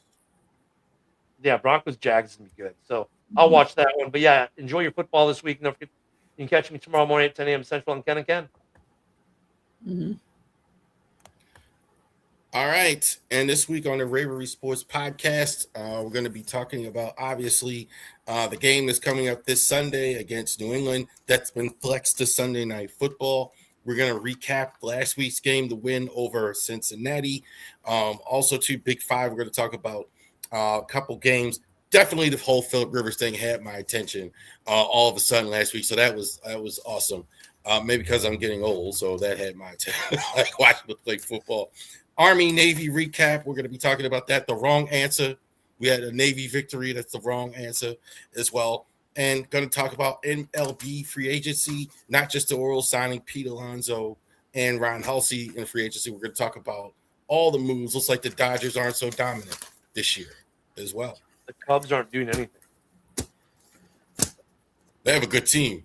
They didn't need to do as much as the Orioles. Go ahead, Jamie. And now it's time for the shortest outro in all of podcasting.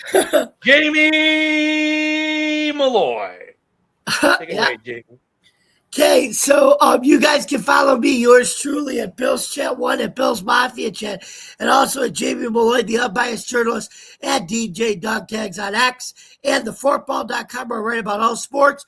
You guys can also catch me here on Driving to the Top Productions every Tuesday night at 8 o'clock p.m. Eastern Time, where Joe Dalio and I co-host the Buffalo Sports Conversation Room, where we talk all things Buffalo Bills and other NFL news. You can catch that at 8 o'clock p.m. on Driving the Top. And then every Tuesday, an hour later, 9 o'clock p.m., you can catch me, Ken the Bears Fan, Jeremy, Rav, and the boys on Driving to the Top, or on the Open Sports Mic on Driving to the Top Productions at 9 o'clock p.m. You can check that out too on Driving to the Top Productions. And every Wednesday night at 9 o'clock p.m. Eastern Time, you can catch Ken, Jeremy, me, and all the wonderful crew at the Huddle Sports Network for another NFL Roundtable Talk. And then starting next Thursday in March, we're going to be doing season 3 of what's been a wild off season of the UFL so far. And if we get that season going, the Mike Rapole era, that's going to be with me, Jeremy, and Adam and Marcus.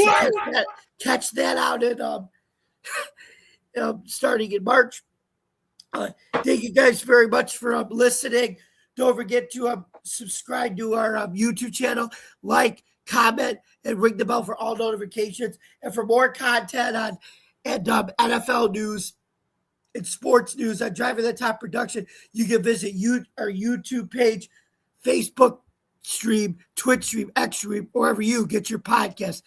For all of us here at Driving to the Top Productions, I'm Jamie Malloy, and this has been another episode of Open Mic Sports Night. See you next Tuesday, folks. Good night, everybody.